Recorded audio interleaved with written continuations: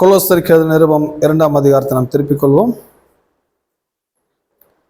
கொலோசருக்கு எழுதின நிருபம் 2ஆம் அதிகாரத்தை நாம் திருப்பிக் கொள்வோம்.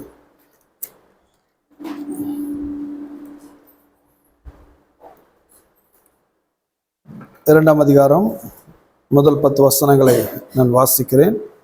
அடுத்த வாரம் மற்ற வசனங்களை நாம் வாசிப்போம்.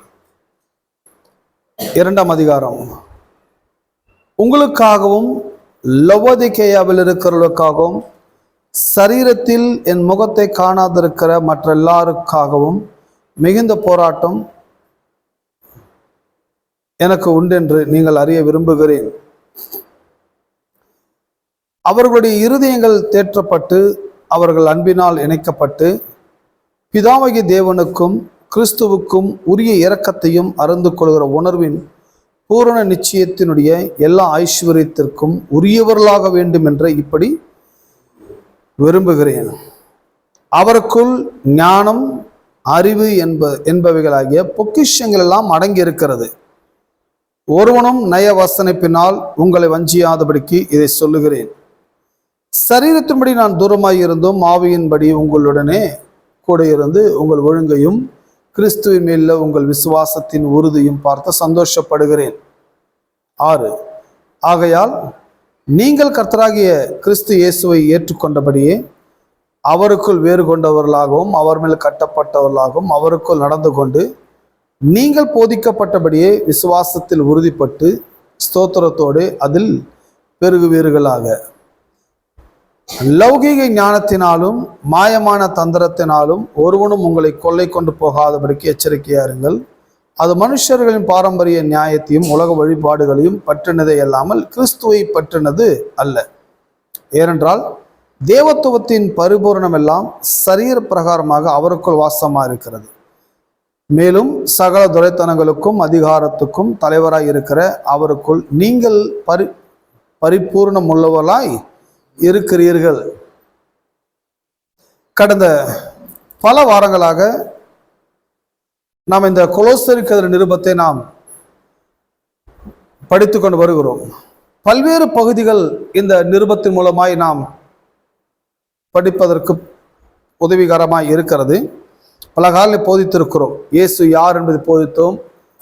அவர் இணையானவர் அல்ல, சமமானவர் அல்ல, அவர்தான் கடவுள் என்று நாம் பார்த்தோம். அவர் சிருஷ்டிகர் என்றும் நாம் இதுக்கு முன்னால நாம் பார்த்தோம். பிறகு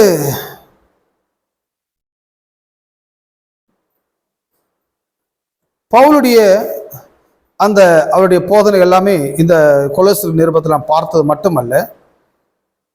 இதுல என்ன பார்த்தோம்னா, இந்த நிருபம் 2 பகுதியிலா எழுதியிருக்கிறாங்க. 4 அதிகாரங்கள் 2 பகுதியா பிரிச்சிருக்கிறாங்க. நான் சொன்னேன் உங்களுக்கு ஏற்கனவே. முதல் 2 பகுதி கிறிஸ்து என்ன செஞ்சிருக்கிறார், அதான் இன்னைக்கு முதல்ல தெரிந்து கொள்ள வேண்டும். இதை ஒவ்வொரு கிறிஸ்தவர்களும் ஒவ்வொரு திருச்சபையும் தெரிந்து வைத்திருக்க வேண்டும். கடவுள் என்ன செஞ்சானது சபையார் தெரிந்திருக்க வேண்டும், கிறிஸ்தவர்கள் அறிந்து வைத்திருக்க வேண்டும். 2ஆம் பகுதி 3ஆம் அதிகாரம் முதல் 4ஆம் அதிகாரம் வரைக்கும் கிறிஸ்தவர்களாகிய நாம் என்ன செய்ய வேண்டும், இது 2 தான் ரொம்ப முக்கியம். கோயில் எப்படி சொல்லி வச்சுட்டாங்க, நான் எவ்வளோ பண்ணுறேன், பிரசங்கியார் எவ்வளோ வேலை பண்ணுறாரு, பிரசங்கியார் என்னென்ன செஞ்சுருக்கிறாரு, பிரசங்கியார் எவ்வளோ தியாகம் பண்ணுறாரு, பிரசங்கியார் எவ்வளோ ஜபம் பண்ணுறாரு, பிரசங்கியார் எவ்வளோ உபவாசம் பண்ணுறாரு, பிரசங்கியார் பண்ணுறதான் முதல்ல தெரிவிக்கிறாங்க. அதுக்கப்புறம் நீங்கள் கோயிலுக்கு ஆட்சி பண்ணுங்கன்றாங்க.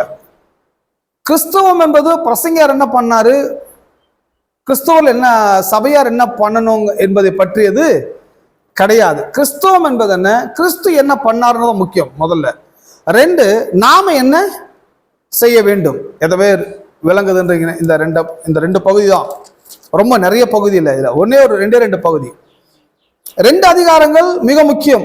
2 அதிகாரங்கள் கவனிப்பது ரொம்ப முக்கியம். கடவுள் என்ன பண்ணினார், இதுதான் நற்செய்தி. நற்செய்தினா என்ன, கடவுள் என்ன செஞ்சார்ன்றது உலகம் அறிய வேண்டும், ஜனங்கள் அறிந்து கொள்ள வேண்டும், திருச்சபையார் அதை புரிந்து கொள்ள வேண்டும். இதை விட ஒரு நற்செய்தி என்பது உலகத்துல வேற எதுவுமே இருக்காது அல்லவா? அப்போ முதல் பகுதி கடவுள் என்ன பண்ணார்னு தான் பார்க்க போறோம். இன்னைக்கு கூட அதே பகுதி தான், கடவுள் என்ன செஞ்சார். பட் 2ஆம் அதிகாரம் கடவுள் என்ன செய்தார் என்பது மட்டுமல்ல, என்ன செய்திருக்கிறார் என்பது மட்டுமல்ல, இந்த 2ஆம் அதிகாரம் கடவுள் கொடுத்த மீட்பின் மூலமாய் மனிதர்கள் மனிதனுடைய பாரம்பரியம், மனிதனுடைய சட்டங்கள், மனிதனுடைய சம்பிரதாயங்களிலிருந்து கூட அவர்கள் விடுதலையாக்கப்படுகிறார்கள்.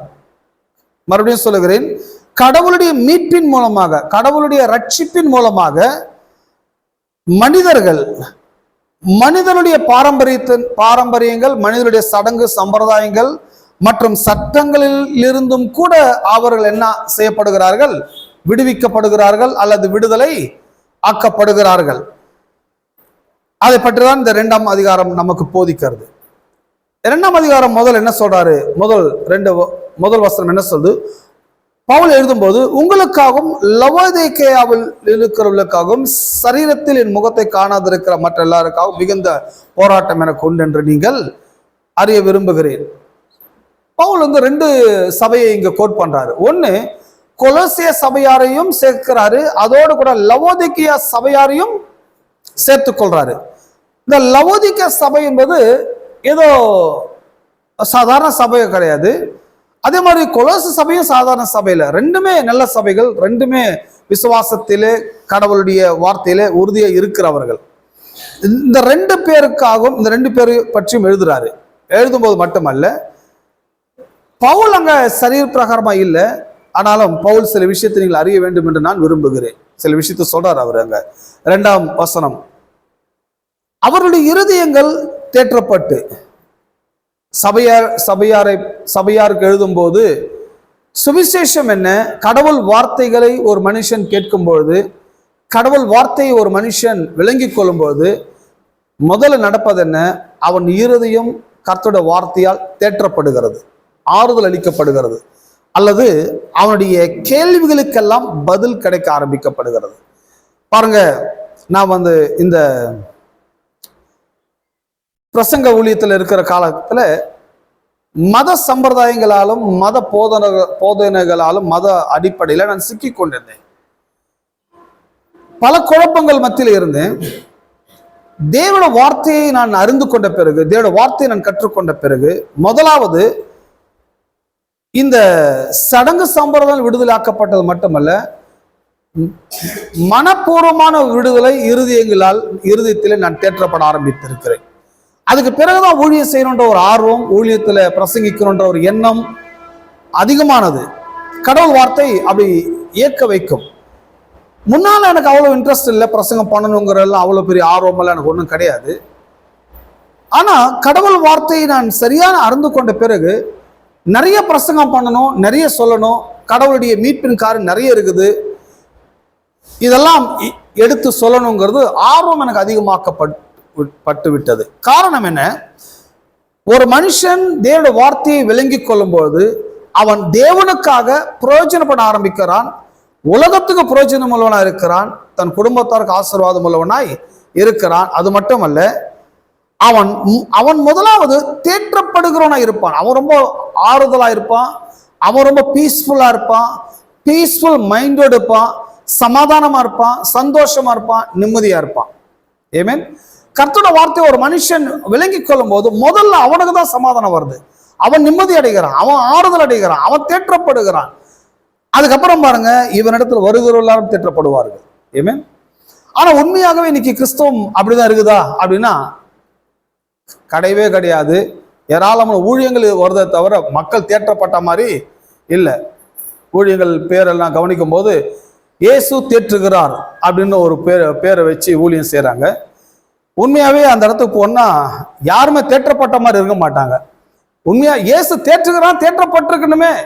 20 வருஷமாயி 30 வருஷமாயி ஏன் அவங்க தேற்றப்படல, ஏன் அவங்க ஆறுதல் அடையல அப்படின்னா, இயேசு தேற்றுகிறார் என்ற ஊழியத்துல போறதுனால நம்ம தேற்றுவிக்கப்பட முடியாது, ஆறுதல் படுத்தப்படவும் முடியாது.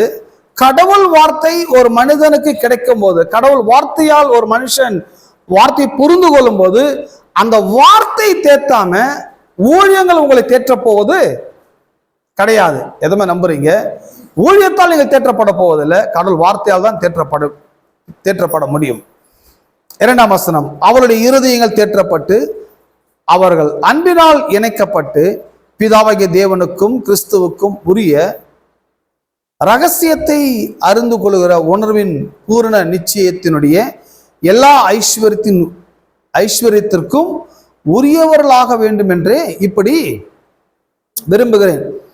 பவுல் தன்னுடைய விருப்பத்தை சொல்லுகிறார். தன்னுடைய விருப்பம் மட்டுமல்ல, கடவுளுடைய விருப்பமாக இருக்கிறது. கடவுள் சித்தத்தை சொல்லுகிறார். என்ன சொல்றாரு? இந்த கிறிஸ்துவை விசுவாசிக்கிற ஒவ்வொரு மனுஷன், இயேசுவை ஏற்றுக்கொண்டவங்க, இயேசுவை விசுவாசித்தவங்க, இவங்க எல்லாருமே ஃபர்ஸ்ட் அவங்களுக்குள்ள என்ன நடக்கணும்? இருதயங்கள் தேற்றப்படுவது மட்டுமல்ல, அவர்கள் அன்பினால் இணைக்கப்பட வேண்டும். அன்பினால் இணைக்கப்பட்டு கிறிஸ்துவருக்குள்ள இருக்கிற ஒரு பெரிய காரியம் என்ன?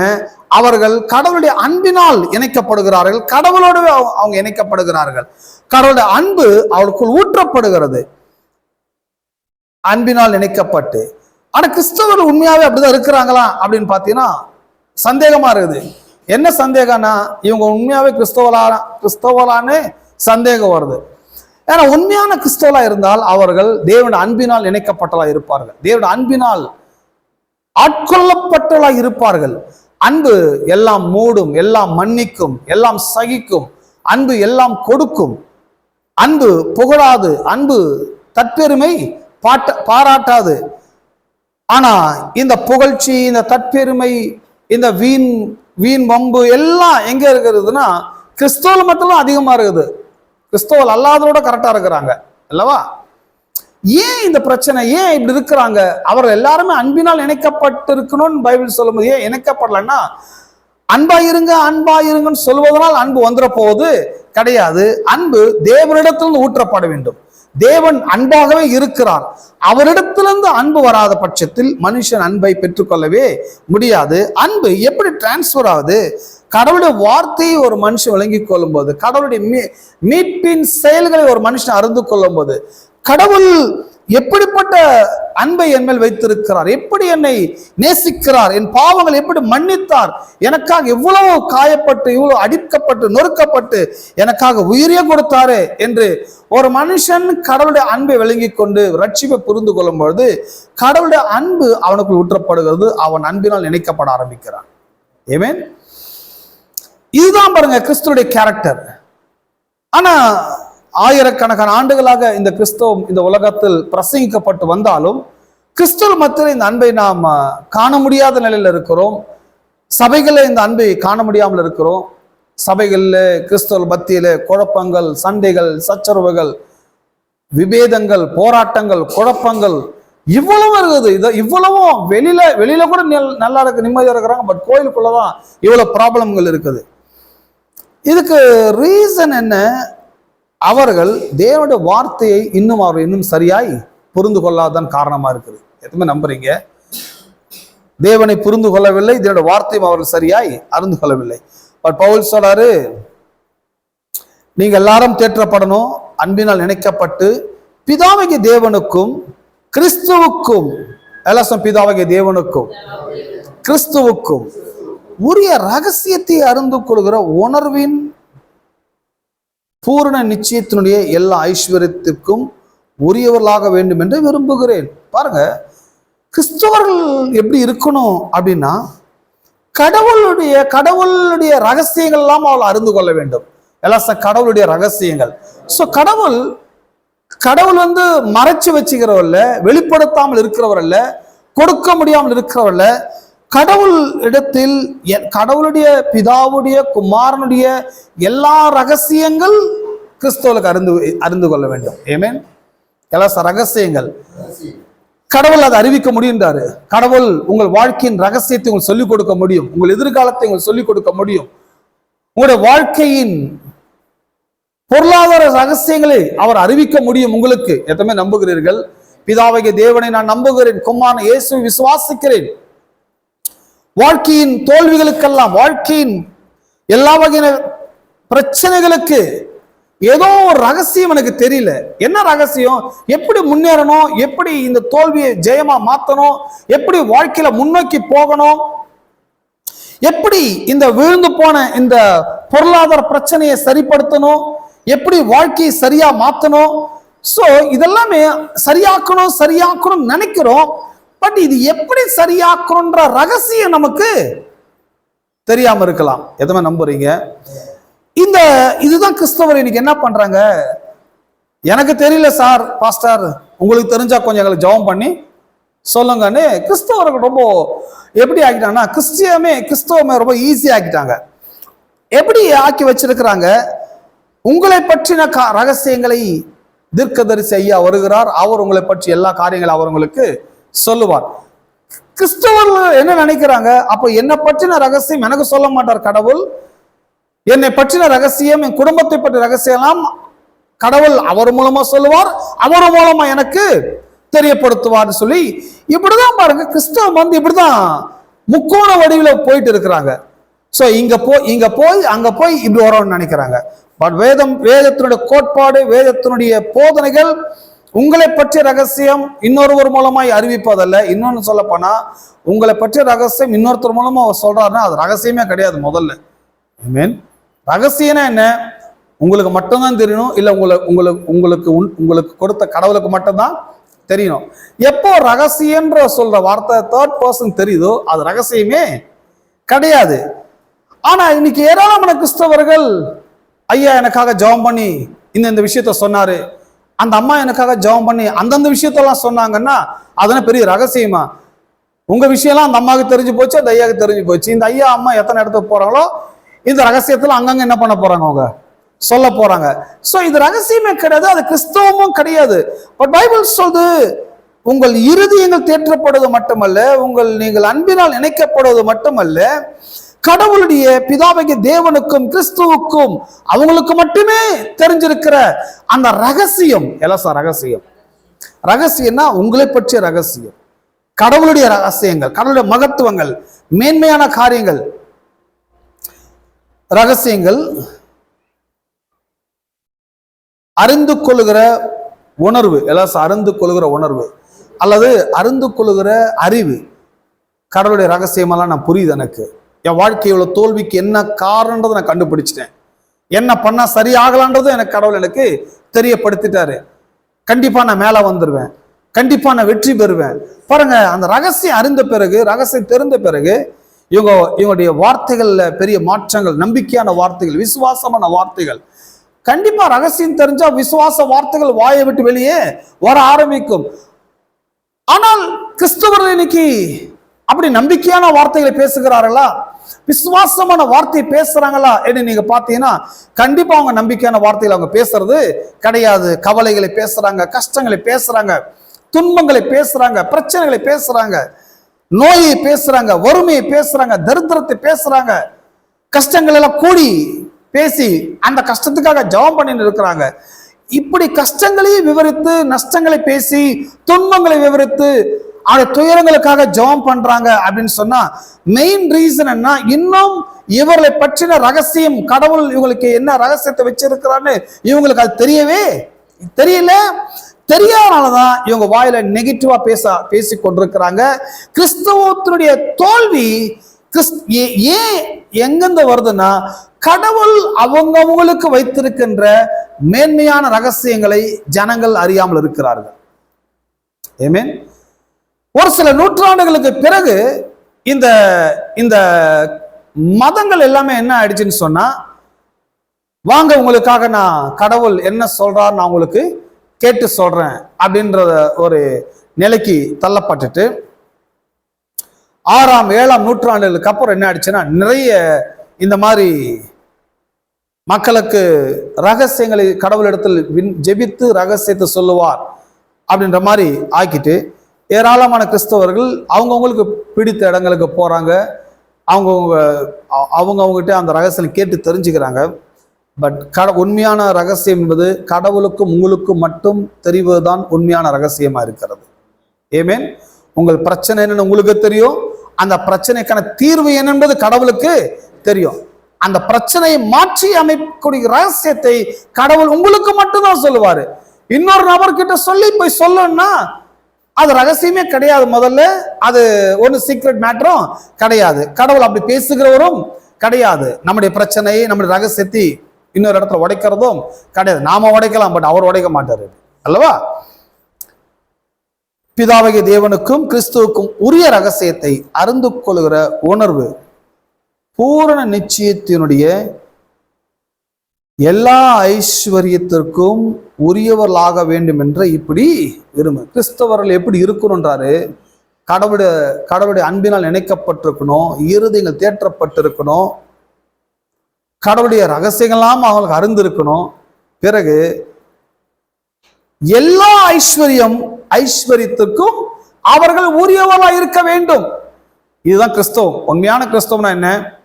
ஃபர்ஸ்ட் அவங்க ஆறுதலா இருக்கணும், 2 அன்பினால் இணைக்கப்பட்டிருக்கணும், 3 கடவுளுடைய ரகசியங்களை அறிந்து வைத்திருக்கணும், 4 எல்லா ஐஸ்வர்யத்துக்கும் உரிமையாளர்களா இருக்க வேண்டும்.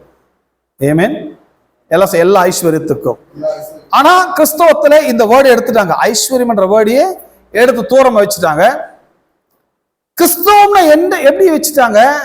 பாடுகளும் துன்பங்களும் நிறைந்த வாழ்க்கை தான் உண்மையான பரிசுத்தமான வாழ்க்கை. இந்த பாடுகள் துன்பங்கள் இல்லைன்னா நீ கிறிஸ்தவனே இல்லைன்ற மாதிரி ஆகி வச்சுட்டாங்க. கிறிஸ்தவனா இருந்தா பாடு இருக்கணும், துன்பம் இருக்கணும், கவலை இருக்கணும், அங்க கண்ணீர் இருக்கணும், அங்க எல்லா வகையான துன்பங்கள் இருக்கணும். அப்பதான் கடவுள் உன்னை அதிகமா நேசிக்கிறார், நீ ஆண்டவர் அதிகமா நேசிக்கிற. அதுதான் உண்மையான கிறிஸ்தவம் வச்சுட்டாங்க. பட் வேதத்தின்படி நீங்க பார்த்தீங்கன்னா உண்மையான கிறிஸ்தவம் என்பது அது கிடையவே கிடையாது. தப்பான போதனைகளால் மக்களை திசை திருப்பி வச்சுட்டாங்க. கிறிஸ்தவம் 4 திசையில போயிட்டு இருக்குது.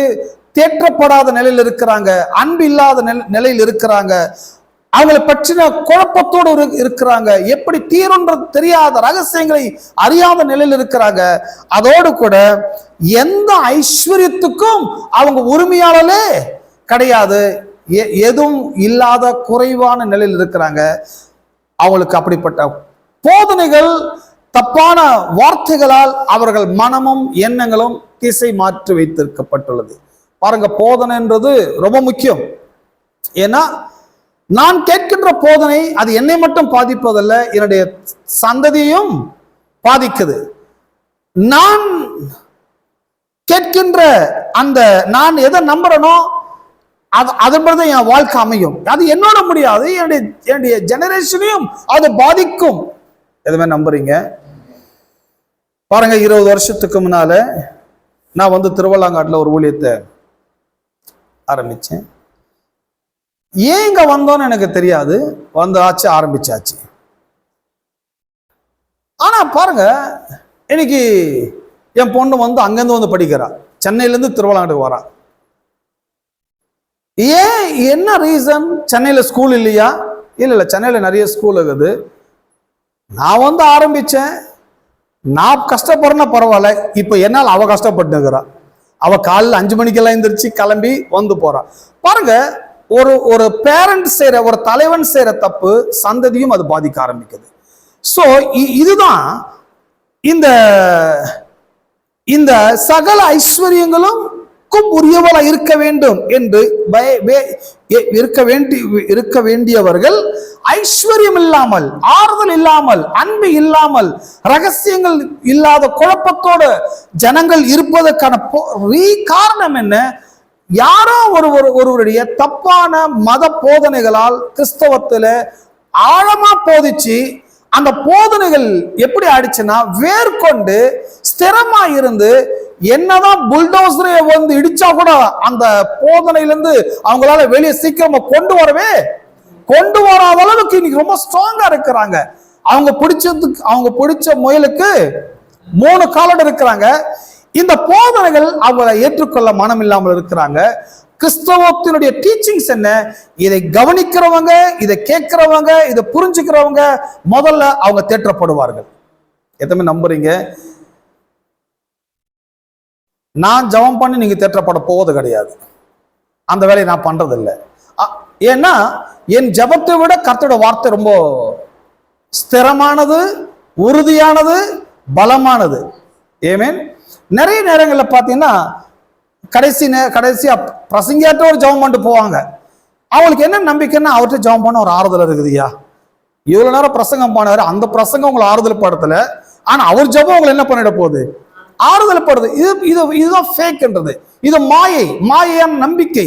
கடவுள் வார்த்தையால் நீங்கள் தேற்றப்படாமல் எந்த மனிதனுடைய ஜெபத்தினால் நீங்கள் நிச்சயமாய் தேற்றப்படவே முடியாது. தேற்றப்பட்டது மாதிரி இருக்கலாமே வெளியே அது உண்மையான தேற்றப்பட்டுகிற விதம் கிடையவே கிடையாது. சோ கர்த்தர் வார்த்தை உங்கள் தேற்றப்பட வேண்டும். கர்த்தர் வார்த்தை எப்படி தேற்றப்பட முடியும்? நான் அதை விளங்கிக் கொள்ளும் போது, கடவுள் வார்த்தை புரிந்து கொள்ளும் போது, ஓ இப்படிப்பட்ட மீட்பு, இப்படிப்பட்ட அன்பு, இப்படிப்பட்ட ரட்சிப்பு, இப்படிப்பட்ட ஆசீர்வாதங்கள்லாம் கடவுளுக்கு வச்சிருக்கிறாரா, உண்மைதான் அப்படின்றது என்னைக்கு நான் புரிஞ்சுக்கிறேனோ அந்த புரிதல் என் இருதயத்தை தேற்றப்பட ஆரம்பிக்கிறது. புரிஞ்சுக்காம எது ஒன்றும் என்னுடைய உள்ளத்துல மாற்றம் ஏற்பட போவது கிடையாது. எல்லாம் ஃபர்ஸ்ட் புரிய வேண்டும். எல்லாம் புரிய வேண்டும். பாருங்க, புரிதல் ரொம்ப முக்கியம். புரிஞ்சுக்கிற சக்தி நமக்கு வரணும். புரியலன்றது நம்ம ஸ்கிப் பண்ணி போட முடியாது. ஏன் புரியலன்றது புரிஞ்சுக்கணும். ஏன் புரியல மாட்டேங்குது, எனக்கே புரிய மாட்டேங்குது. சோ புரிய முடியும். ஏன் புரியும்? எப்படி புரியும்? நீங்க இந்த மாதிரி பிரசங்கத்தை கேட்கிற பழக்கம் இருந்தா, கவனிக்கிற பழக்கம் இருந்தா, அதை ஆராய்ச்சி பண்ற பழக்கம் இருந்தா, கேட்கறது கவனிக்கிறது ஆராய்ச்சி பண்ற பழக்கம் இருந்தா, கண்டிப்பா பிளஸ் மைனஸ், நெகட்டிவ் பாசிட்டிவ், சரி தப்பு நாம விளங்கி கொள்ள முடியும். ஆமென். இந்த கேட்க முடியாத ஆளு, கவனிக்க தெரியாத ஆளு, அனலைஸ் பண்ண தெரியாத ஆளு எல்லாமே ஆணைக்கு இருப்பாங்க. யார் சொன்னாலும் கேட்பாங்க. பிசாசே வந்து பிரசங்கம் பண்ணா கூட என்ன பண்ணுவாங்க? அது கூட கரெக்டுன்னு கரெக்டா சொல்லிய பிசாசு இருந்தா கூட பரவாயில்ல, பிசாசு கூட நல்ல ஞானம் இருக்குது அப்படின்னு வாங்க இல்லவா? இந்த கிறிஸ்தவத்தை பற்றி சொல்லும் போது அந்த கடைசியா சொல்றாங்க, எல்லா ஐஸ்வர்யத்திற்கும், எல்லா ஐஸ்வர்யத்திற்கும், எல்லா ஐஸ்வர்யத்திற்கும், எல்லா ஐஸ்வர்யத்திற்கும், எல்லான்ற வார்த்தை எல்லா இடத்திலும் பார்க்கலாம். நீங்க முதலாவது தேவனுடைய ராஜ்யத்தை நீதி தேடுங்கள், அப்பொழுது இவைகள் எல்லாம் கூட கொடுக்கப்படும். அப்ப பைபிள் வந்து மனுஷனுக்கு ஒரு விஷயத்தை கொடுப்பதில்ல, லிமிட் பண்றதில்ல, அதை கண்ட்ரோல் பண்றதில்ல, அதுக்கு தடை பண்றதில்ல. எல்லாம் எல்லாருக்கும் எல்லா விதத்திலையும் உண்டாக வேண்டும் என்பது கடவுளுடைய கோட்பாடா இருக்கிறது, கடவுள் உள்ளமா இருக்கிறது. ஆமென். எல்லா ஆசீர்வாதங்கள் எல்லாம், அப்ப எல்லா ஐஸ்வர்யங்கள் எல்லாருக்கும் உண்டாக இருக்க வேண்டும் என்பது பைபிளுடைய சிஸ்டமேட்டிக் டீச்சிங்ஸா இருக்கும் போது, கிறிஸ்தவம் ஒரு 18-17ஆம் நூற்றாண்டு காலகட்டத்தில் கிறிஸ்தவம் எப்படி கொண்டு வந்துட்டாங்கன்னா, உணவு இருந்தா போதும், உடுக்க உடை இருந்தா போதும், தங்க ஒரு நிழல் இருந்தா போதும். அந்த ஒரு சில போதர் இருக்கிறாங்க பாரியா, கட்டிக்க ஒன்னு உடம்புல ஒன்னு கொடியில இருக்கும்னுவாரு. இதுதான் பவித்திரமான வாழ்க்கை, புனிதமான வாழ்க்கை, பரிசுத்தமான வாழ்க்கையை நினைக்கிறாங்க. பட் வேதம் வந்து அந்த மாதிரி தரித்திர வாழ்க்கையை நமக்கு அனுமதிப்பது கிடையாது. எல்லா ஆசீர்வாதங்களுக்கும் உரியவரா இருக்க வேண்டும் என்று வேதம் விரும்புகிறது. எல்லாம் சொன்னான், இந்த உலகத்தினுடைய எல்லா ஆசீர்வாதங்களையும் எனக்கு உண்டா இருக்க வேண்டும் என்பது என் பரமபிதாவுடைய சித்தமா இருக்கிறபடியால் அதை நான் பெற்றுக்கொள்ள விரும்புகிறேன். விரும்புறீங்களா? நம்புறீங்களா? அப்போ கிறிஸ்தவர்களுக்குள்ள எல்லா ஐஸ்வர்யமும் உரியவர்களாக ஓனர்ஸா இருக்கணும்ன்றாங்க, பெற்றவர்களா இருக்கணும் அப்படி விரும்புறாங்க. அப்ப நீங்க கொஞ்சம் கிறிஸ்தவ கவனிச்சீங்கன்னா, கிறிஸ்தவ மத்தியில இப்ப நாம சொன்ன இந்த லிஸ்ட்ல எது ஒண்ணும் அவங்க கிட்ட கிடையாது. அன்பும் கிடையாது, கடவுளுடைய ரகசியமும் அவங்களுக்கு தெரியாத குழப்பமா இருக்கிறாங்க. பிறகு இருதயத்துல பாரத்தோடவே இருக்கிறாங்க, எப்பவுமே ஒரு பாரத்தோட சுத்தின்னு இருப்பாங்க அவங்க. பிறகு பாத்தீங்கன்னா ஐஸ்வர்யத்திலும் அவங்க குறைவா இருக்கிறாங்க. அது இல்லை, இது இல்லை, அது இல்லைன்னு சொல்றாங்க. பட் மெய் உண்மையான கிறிஸ்தவம் என்ன? எல்லா ஐஸ்வர்யத்துக்கும் உரியவளா இருக்க வேண்டும். இதுதான். ஆமென். அது மட்டும் இல்ல, 3, அவருக்குள் ஞானம், அறிவு என்பவைகளாகிய பொக்கிஷங்கள் எல்லாம் அடங்கி இருக்கிறது. பாருங்க, நீங்கள் ஆராதிக்கிற கடவுளை பற்றி இங்க பேசும்போது அந்த கடவுள் யார் அப்படின்ற போது இயேசு உங்களுக்கு தெரியுமா? ஆமாம், ரொம்ப நல்லவரியா, அவர் வந்து நல்லா போதிக்கிறவர், அப்படி நல்ல சுகம் கொடுக்கிறவர். ஏதோ கடவுளை வந்து ஏதோ ஜென்ரலா தெரிஞ்சு வச்சிருக்கிறாங்க. ஆனா கடவுளை பற்றி வேதம் என்ன சொல்லுது? அவருக்குள்ள எல்லா ஞானம், அறிவு, எல்லாம் ஞானம், அறிவு. கடவுளுக்குள்ள ஞானம் இருக்கிறது, கடவுளுக்குள்ள அறிவு இருக்கிறது என்பவைகளாகிய பொக்கிஷங்கள் எல்லாம் அடங்கி இருக்கிறது. அப்ப கடவுளுக்குள்ள அறிவு இருக்கு, ஞானம் இருக்கு, சகல பொக்கிஷங்கள் இருக்குது. இதெல்லாம் அவர் வச்சிருக்கிறாரா? கிடையாது. அவருக்குள்ள இருக்கிறதெல்லாம் தம்முடைய ஜனங்களுக்கு அவர் என்ன செய்கிறார்? உலகத்துக்கு அவர் கொடுக்கிறார். சோ அறிவு உள்ளவன் எப்பவுமே மற்றவனுக்கு அறிவிப்பான். ஆமென். அறிவு இல்லாதவன் ஏதோ ஒண்ணு